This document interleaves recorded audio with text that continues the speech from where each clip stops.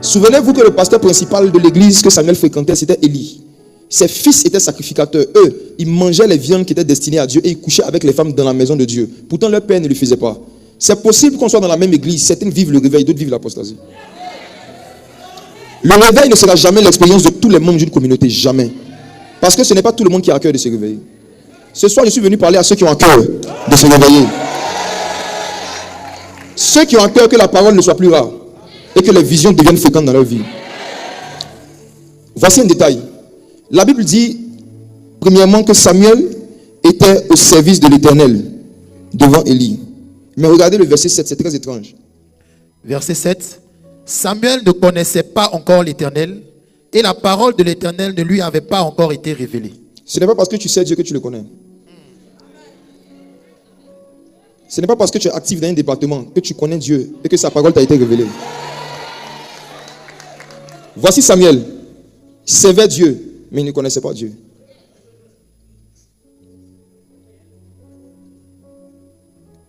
Quand quelqu'un se réveille physiquement, la personne ouvre les yeux, vision. La personne commence à regarder son environnement. Et qu'est-ce que la personne fait en second plan? Deuxièmement, quand quelqu'un se réveille, la personne se demande quelle heure il est. Vrai ou faux? Quand on se réveille, après avoir ouvert les yeux, quelle est la deuxième chose qui nous intéresse? Le temps. Lisons ensemble Apocalypse chapitre 12, verset 12. Je vais dire quelque chose de très choquant, mais qui est vrai. Jacob dormait, il fallait qu'un ange le frappe pour qu'il se réveille. Apocalypse 12, verset 12. Apocalypse 12, verset 12. C'est pourquoi réjouissez-vous, cieux, et vous qui habitez dans les cieux. Malheur à la terre et à la mer, car le diable est descendu vers vous, animé d'une grande colère, sachant qu'il a peu de temps. Sachant qu'il a peu de temps. Sachant qu'il a peu de temps. Il y a deux vérités choquantes dans ce verset. La première vérité, c'est que Satan vit le réveil. Satan a une notion du temps. Il a une conscience du temps qui fait qu'il ne joue pas sa vie.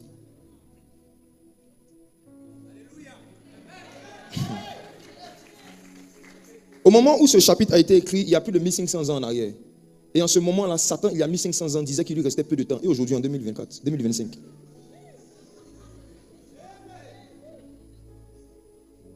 Quand quelqu'un est réveillé, la personne cherche à considérer le temps.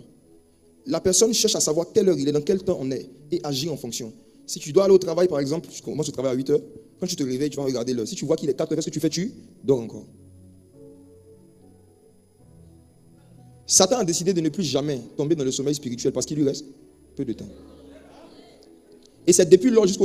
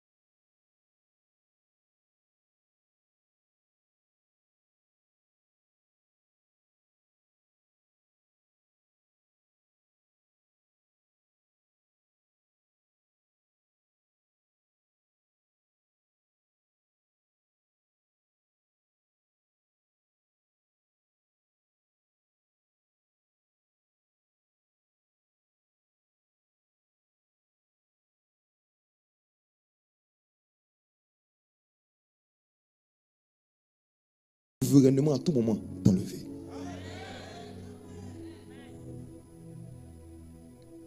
Ce ne sont pas les personnes malades qui vont mourir vite. Et ce ne sont pas les personnes en bonne santé qui vivront longtemps. J'ai connu beaucoup de fous, de personnes folles, malades mentales, dans la commune où j'ai grandi, où je suis né. Tous les fous du quartier où j'habitais depuis mon enfance jusqu'à aujourd'hui, depuis les années 90 jusqu'à aujourd'hui, ils sont encore vivants. Et ils continuent de marcher nus dans les rues, en bonne santé. Mais j'ai connu beaucoup de gens riches qui sont morts.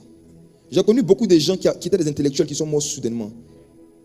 Et c'est là que j'ai compris une sagesse. La longévité des humains sur la terre ne dépend pas de leurs activités, mais de la grâce de Dieu.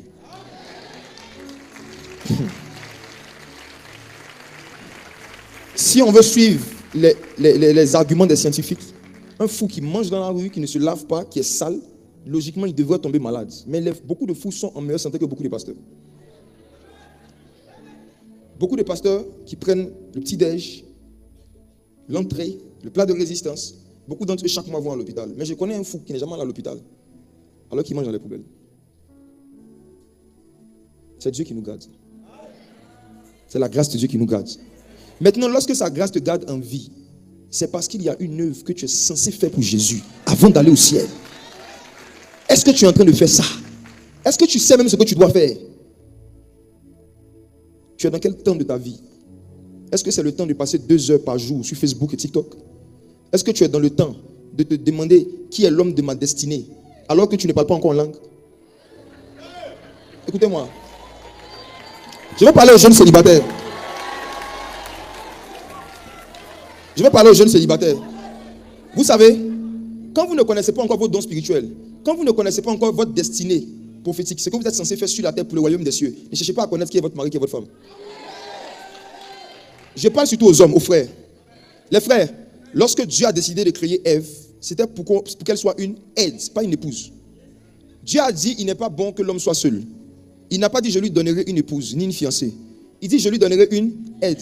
On aide quelqu'un qui est en train de faire quelque chose.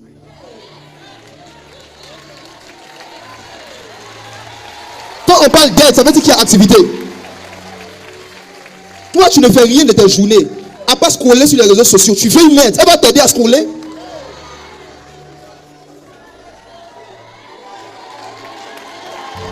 Tu ne fais rien dans l'église.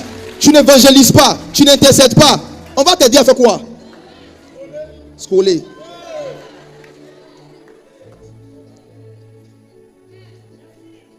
Avant de donner une femme à Adam, Dieu lui a donné un jardin à cultiver. Il est dangereux, mes soeurs, de se mettre en relation amoureuse avec un homme qui parle en langue, mais qui aime l'oisiveté et la médiocrité. Épouser une personne, c'est épouser un esprit. Il y a certaines ici, vous étiez très courageuses jusqu'à ce que vous tombiez amoureux de certains paresseux. Qui ont commencé à vous dire, Jésus revient, vous n'avez pas besoin de faire de longues études. Jésus revient, Jésus revient, Jésus revient.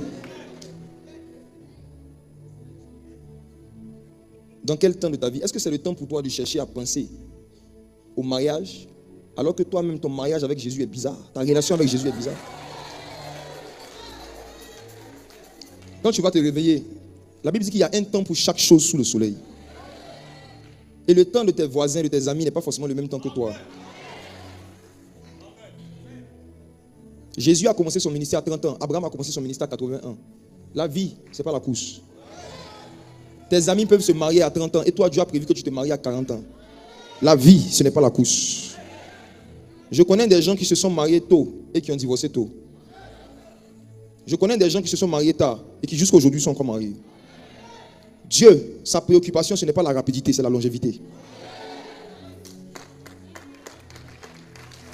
Réveille-toi, réveille-toi. Réveille-toi. Réveille-toi.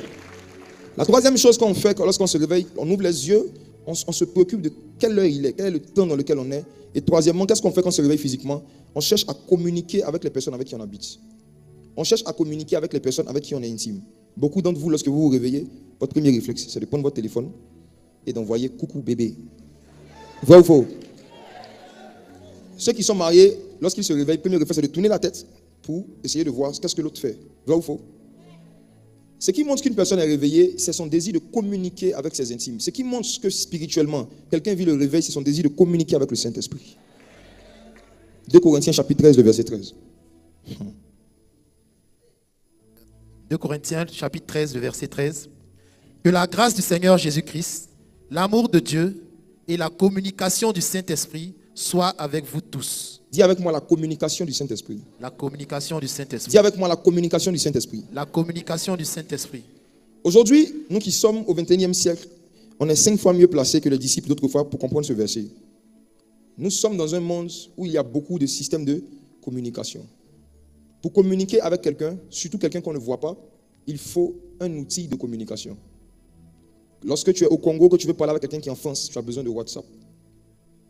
WhatsApp est le système par lequel tu peux communiquer régulièrement avec une personne que tu ne vois pas physiquement. Et cette technologie n'a pas été inventée par les Américains. Le fait d'avoir un outil pour parler et même pour voir quelqu'un qui n'est pas dans le même espace géographique que toi, c'est venu avec Jésus. La prière est le WhatsApp du Saint-Esprit. La prière est le système de communication que Dieu qui habite dans les cieux a donné aux hommes pour qu'ils puissent le voir, communiquer avec lui régulièrement. Et lorsqu'une personne est vraiment réveillée, mes frères et sœurs, nous le savons, il y a un désir de communiquer avec les proches. Quand un chrétien n'a jamais envie de prier, quand un chrétien tu n'as pas des envies de prier, des pics d'envie de prier, c'est que tu es mort spirituellement. Juste le désir de communiquer avec le Saint-Esprit. Lorsque la communication du Saint-Esprit n'est pas quelque chose qui te préoccupe, n'est pas un désir qui t'anime, c'est un signe de la mort spirituelle. Et si on veut être honnête, qu'on veut être humble, nous tous, même les prédicateurs, on connaît des moments de notre marche avec Dieu où on perd la communication avec le Saint-Esprit. On connaît tous des moments où notre envie de prier diminue, notre désir de prier baisse, au point où, lorsqu'on se réunit dans des moments de prière d'église, prier longtemps devient une corvée. L'une des choses qui montre que vous êtes mort spirituellement, c'est lorsque vous priez en regardant votre montre. Je peux vous dire une vérité profonde. Qui a déjà tombé amoureux ici? Au moins une fois. Qui, lorsqu'il partait parler avec son amoureux, chaque fois que tu parles, tu lui dis bonjour, tu regardes l'heure. Comment tu vas? Tu regardes l'heure. Qui avait les yeux fixés sur l'heure lorsqu'il communiquait avec son amoureux? Qui, comme moi, bien au contraire, tu voulais que le temps s'arrête. Et tu ne voulais même pas regarder l'heure de peur de voir la réalité en face, qu'il était l'heure de partir. Qui a déjà vécu ça? Lorsque tu es réveillé spirituellement, la même chose doit t'arriver avec le Saint-Esprit. Tu dois avoir peur de regarder ta montre quand tu pries. Quand tu vois quelqu'un qui dit, moi j'ai prié 2 heures, j'ai prié 3 heures, et qui s'en vante et qui est fier, c'est qu'il est mort spirituellement. Parce que je ne connais aucune femme mariée qui va dire à ses amis, aujourd'hui j'ai parlé 2 heures avec mon mari.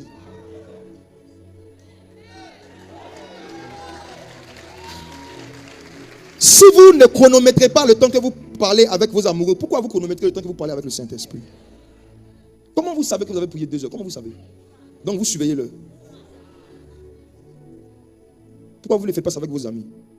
Pourquoi quand tu vas voir ton ami, tu ne vas pas le voir en disant aujourd'hui je vais parler avec lui 30 minutes? C'est un défi à relever. Et puis tu viens, bonjour Cédric, ça va? Ça va? Et la journée? Cédric.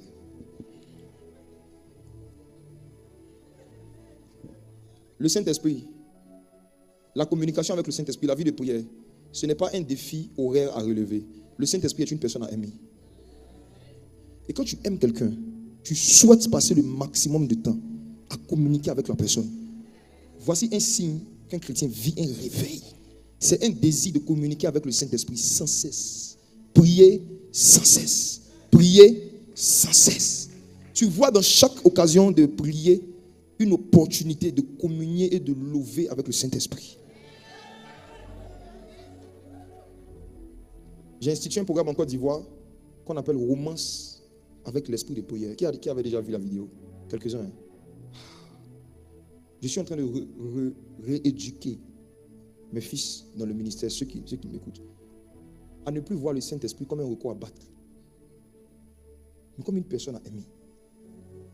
Et quand on n'aime pas regarder le temps. Voici. Je récapitule donc. Physiquement parlant, quand on se réveille, on ouvre les yeux. Ensuite, on s'interroge sur le temps. Troisièmement, on cherche à communiquer avec les gens qu'on aime. Est-ce que tu vis le réveil? Est-ce que tu connais cette année 2025 qui est en train de commencer, ce que tu dois faire pour Jésus dans l'église? Est-ce que tu connais les bonnes œuvres qu'il a préparées d'avance afin que tu les pratiques en 2025? Est-ce que tu es allé en retraite pour demander au Saint-Esprit, que veux-tu que je fasse cette année? La Bible dit que la première fois que Saul de Tarse a rencontré Jésus, il lui a dit, que veux-tu que je fasse? Les gens qui vivent le réveil sont plus conscients de ce qu'eux ils doivent faire pour Jésus que de ce que Jésus doit faire pour eux. Les morts aiment qu'on s'occupe d'eux. On les lave, on les habille, on les soulève.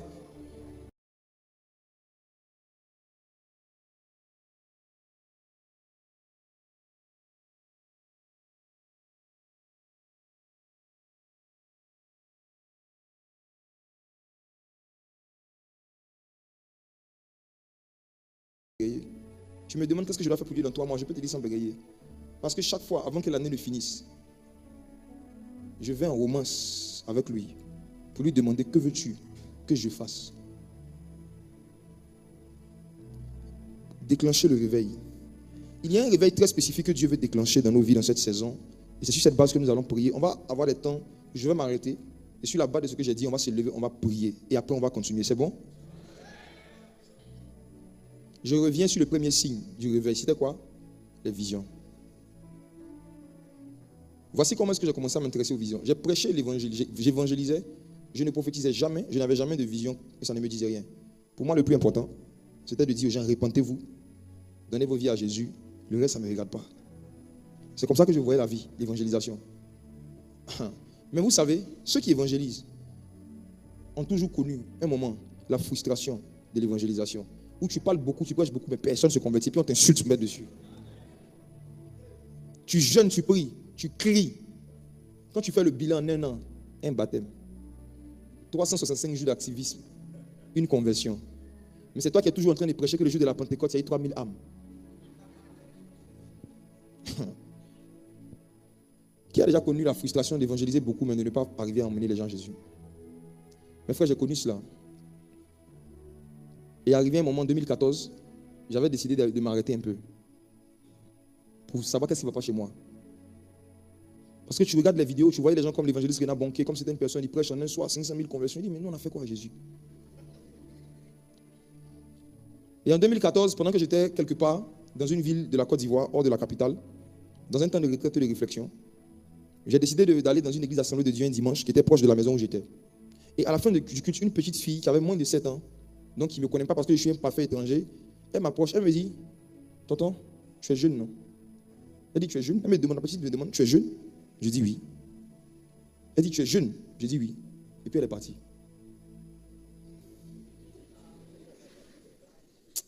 Donc, dans mon cœur, j'ai dit, c'est quelle petite qui n'est pas trop, elle ne se sent pas bien. Je rentre à la maison, je décide de lire la Bible comme ça. J'ouvre la Bible, je tombe sur Joël 2, 28. Dans les derniers jours, dit Dieu, je répandrai de mon esprit sur toute chair. Les jeunes gens et les jeunes filles prophétiseront, ils auront des visions. Et le Saint-Esprit me dit, relis, je relis, et il me dit, tu es jeune, non? Qui est jeune ici?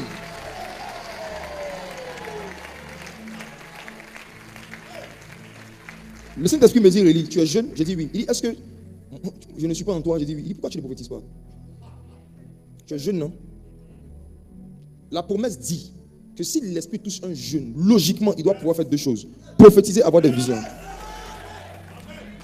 Tu es jeune. C'était en 2014. C'est comme ça que le réveil est venu. Vous savez, on est une seule fois, mais on se réveille chaque jour. On est une fois, on se réveille chaque matin. Chaque révélation de la parole de Dieu est une invitation à un réveil. Et Dieu m'a dit, j'ai dit, Seigneur, moi-même je veux prophétiser. Comment on fait? Quelles sont les conditions? Est-ce que je dois jeûner plus? Il dit, relis encore. Regardez la révélation. Dans les derniers jours, dit Dieu, je répandrai de mon esprit sur toute chair. Mais ce n'est pas toute chair qui va prophétiser. Ok? L'esprit sera répandu sur toute chair. La première chose que tu dois avoir pour être éligible dans le domaine du prophétique, c'est juste une chair. Qui a une chair ici? Ok. Vous remplissez le premier critère. Contrairement à ce que les gens pensent, l'onction et les dons spirituels ne sont pas pour les gens spirituels, c'est pour les gens charnels. Attendez. Permettez-moi de le prouver avec les Écritures. Dieu ne répand pas son esprit sur tout esprit. Il répand son esprit sur toute chair. Si vous regardez 1 Corinthiens chapitre 12, l'apôtre Paul parle des dons spirituels, n'est-ce pas? Mais avant 1 Corinthiens chapitre 12, qu'est-ce qu'il a dit dans 1 Corinthiens chapitre 2, chapitre 3 aux chrétiens de Corinthe? Vous êtes charnels. Vous êtes charnels, des enfants en Christ. Mais c'est à ces gens charnels qu'il a parlé des dons spirituels. Parce que les dons spirituels, c'est la dernière option de Dieu pour transformer un chrétien charnel en un chrétien spirituel. Les dons spirituels, c'est une méthode de Dieu pour pousser des gens qui vivent dans le péché à se consacrer. Dieu a envoyé les dons spirituels pour rendre les gens charnels spirituels. Voici pourquoi Paul n'a pas enseigné sur les dons spirituels aux chrétiens d'Éphèse, ni aux chrétiens de Colosse, parce qu'ils étaient déjà spirituels. Mais c'est aux chrétiens charnels de Corinthe qu'il a parlé des dons spirituels. Lorsque tu sais que Dieu t'appelle à prophétiser, il y a un style de vie que tu vas commencer à mener. Quand tu sais que Dieu a besoin de tes yeux pour pouvoir voir des visions, pour aider des gens, tu ne vas plus regarder la pornographie. Quand tu prends conscience de la dimension spirituelle dans laquelle Dieu t'appelle à marcher, Il y a un style de il y a une consécration à laquelle tu commences à aspirer. Ce n'est pas tout le monde qui se répand quand on leur dit répandez-vous. Il y a des gens qui se répandent quand Dieu les oint des dons spirituels. Vous allez voir que Zachée ne s'est pas converti suite à une prédication. Zachée a décidé de se repentir et même de rembourser les personnes qu'il avait escroquées. Pas parce qu'il avait entendu un message sur le péché. Qu'est-ce qui a poussé Zachée à être convaincu du péché et a dit qu'il va rembourser les gens qui l'ont escroqué? Qu'est-ce qui s'est passé? Jésus marchait juste. Jésus marchait. Et Zachée, parce qu'il n'arrivait pas à voir Jésus, a décidé de monter sur un arbre. Et il n'y a aucun détail qui est anodin dans les Écritures. La Bible donne le nom de l'arbre. La Bible dit que cet arbre, c'était un sycomore. Et si vous tapez le mot sycomore dans le livre d'Amos, si vous avez une Bible, vous faites des recherches, vous allez voir que Dieu avait suscité Amos, qui était berger à la base. Dieu l'avait suscité comme prophète. Et Dieu lui avait dit de commencer à cultiver des sycomores en Israël. C'est le prophète Amos qui a cultivé des sycomores, qui a planté des sycomores. Parce que Dieu savait que des milliers d'années plus tard, il y a un homme court qui allait vouloir voir Jésus. Donc, ce n'était pas un simple arbre sur lequel Zachée était monté. Il était monté sur une dimension prophétique. La dimension dans laquelle Dieu t'appelle à marcher maintenant, c'est pour que même après ta mort, il y ait des personnes qui, à travers ton témoignage et ta vie, voient Jésus.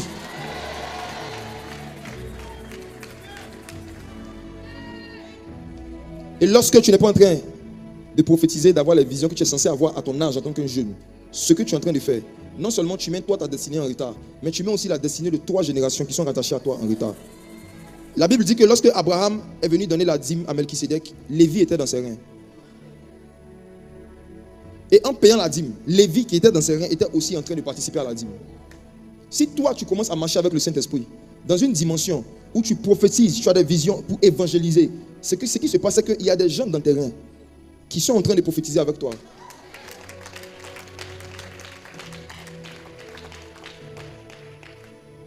Et pendant que je dis ça, je fais une parenthèse. Il y a quelqu'un ici qui a fait un songe. Dans le songe, tu avais mis 2 bébés au dos. Tu as fait un songe où tu as vu des enfants sur ton dos, mais c'était 2 enfants. Tu avais attaché un pain, il y avait 2 enfants dans ton dos, c'est une femme. Tout à l'heure, lorsque nous allons rentrer dans le service prophétique, je t'expliquerai par la grâce de Dieu ton songe et son interprétation. Joël 2, 28, mon frère, voici encore une autre profondeur qui n'est pas visible en français, mais dans l'hébreu, c'est visible. C'est traduit dans nos Bibles, les jeunes gens auront des visions.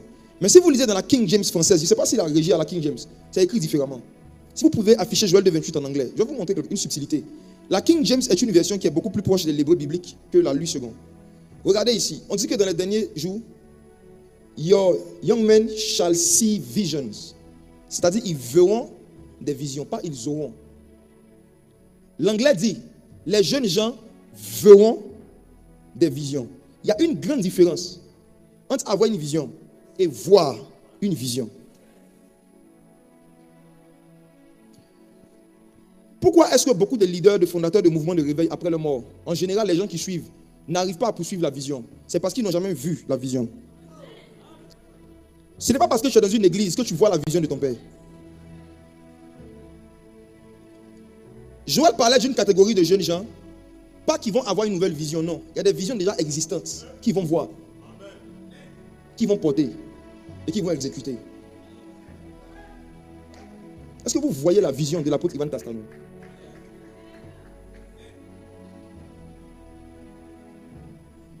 La manifestation de voir des visions, c'est la faculté de comprendre le fardeau que Dieu a donné à un père et de pouvoir marcher dedans. Il t'explique sa vision, mais est-ce que tu vois la vision? Vous devez prier pour avoir la grâce de voir les visions des pères que Dieu vous a données. Shall see visions. La deuxième manifestation de cette promesse, c'est la dimension dans laquelle Daniel opérait. On nous raconte qu'il y a un roi qui avait fait un songe, qui a eu des visions qu'il a oubliées. Il cherchait quelqu'un qui pouvait voir ces visions. Je ne sais pas si vous croyez en ces choses. Le roi dit, j'ai eu des visions que j'ai oubliées.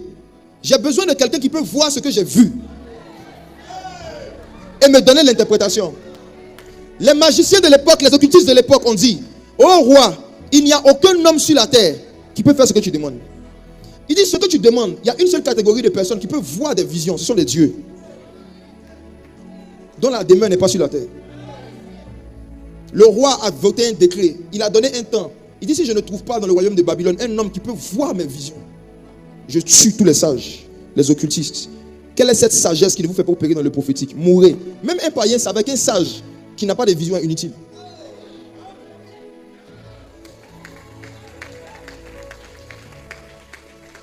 Le roi a voté un décret et Daniel avait appris qu'on avait commencé à tuer des personnes. Daniel demande, mais pourquoi on tue les gens? Et on l'informe, le roi tue parce qu'il n'y a personne qui peut voir ses visions. Il a fait un songe qu'il a oublié. Il a eu des visions nocturnes qu'il a oubliées. Il cherche quelqu'un qui a atteint une dimension où il peut raconter à quelqu'un son propre rêve. Daniel savait que cette dimension existait. Il a dit, dites au roi d'arrêter de tuer les gens pour rien. Donnez-moi quelques jours, je reviens. Il est rentré dans une pièce que ma génération ne connaît pas. Il est rentré dans une atmosphère que beaucoup de jeunes sont en train de perdre à cause des réseaux sociaux. Les prières de la nuit. Les prières nocturnes. Les prières de la nuit. Les prières nocturnes. La Bible dit que pendant qu'il faisait encore nuit, Jésus s'est levé pour prier. Daniel, Shadrach, Meshach et Abednego, des jeunes gens, quoi qu'ils n'étaient pas dans la nouvelle alliance, donc la promesse de Joël de 28 ne les concernait pas. Joël n'a même pas encore prophétisé. Mais il y a des gens qui étaient sous la loi, mais qui vivaient la grâce. Daniel a réuni ses frères et il leur a dit, vous savez que nous sommes membres d'un royaume qui n'est pas de ce monde. Et dans ce royaume, il existe une pièce dans laquelle on peut rentrer et voir des visions. Et ils ont commencé à prier, prier, prier. Dieu a révélé le songe du roi à ces jeunes et leur interprétation. Et c'est à travers cette révélation qu'ils sont sortis de la pauvreté. Ils ont eu une promotion sociale, professionnelle, parce qu'ils ont aidé quelqu'un à pouvoir se rappeler de ses visions. Vous n'imaginez pas comment est-ce que les dons spirituels peuvent vous faciliter la vie. Joseph était prisonnier, mais parce qu'il avait la capacité d'interpréter un songe, il est devenu ministre. C'est l'onction qui peut vous faire rentrer là où les relations de vos parents ne peuvent pas vous faire rentrer. C'est l'onction. C'est l'onction du Saint-Esprit qui peut vous faire rentrer là où l'argent ne peut pas vous faire rentrer. C'est l'onction du Saint-Esprit qui peut briser des prisons dans lesquelles vous avez été pendant longtemps. Si Joseph était mais il était en prison. L'onction qui n'est pas manifeste multiplie les années de prison. La preuve, il y a beaucoup de gens qui sont mais qui sont toujours dans la galère depuis 20 ans. Toute lumière qui ne se manifeste pas est inutile. Toute onction qui n'est pas visible, qui ne se manifeste pas est inutile. Young men shall see visions. Je suis venu encourager des jeunes cette nuit. Si Daniel sous la loi a pu opérer dans cette dimension, et vous sous la grâce. Si Dieu a accordé cette grâce à des gens qui étaient sous la loi, qu'est-ce qu'il peut faire pour des gens qui sont sanctifiés, justifiés par le sang de l'agneau? Il y a des richesses incroyables, des dimensions incroyables que le Saint-Esprit a réservées pour vous. Mais Satan vous voile dessus avec la distraction des réseaux sociaux. L'onction est plus intéressante que TikTok. L'onction est plus intéressante que Netflix. Je vous assure, si on commence tout de suite à prophétiser, on peut passer 2 heures de temps. Vous n'allez même pas voir que le temps est passé. C'est comme si vous étiez en train de regarder un film de fiction.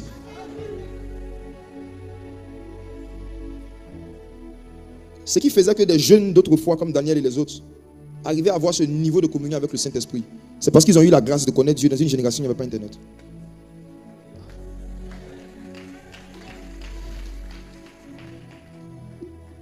Je me garde, surtout quand je viens sur le pupitre d'un père comme ça, de pouvoir parler de mes expériences personnelles. Mais j'ai fortement à cœur de vous partager quelque chose qui va vous encourager à aimer la prière et les longues prières.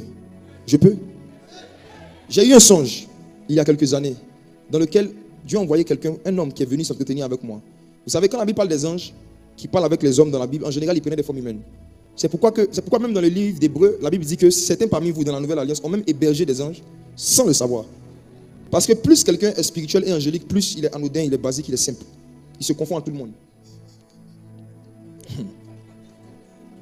Un homme, à l'apparence ordinaire, est venu dans un rêve et il m'enseignait sur la prière. On a parlé toute la nuit jusqu'au matin. Et il m'a dit